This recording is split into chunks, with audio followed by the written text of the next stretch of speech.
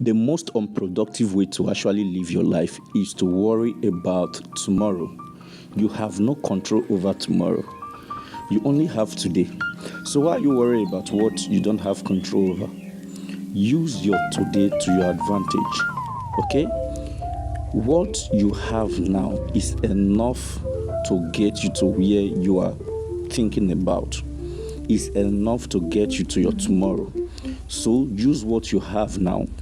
What you don't have, you don't really need now. Anything you don't have now, it means you don't need it now. So whatsoever you have is enough for you to get you to your tomorrow. Your tomorrow is actually bigger than today, but what will take you into your tomorrow is not you getting worked over or getting worked up over it. It's by using what you have today so that by tomorrow you will reap the fruit.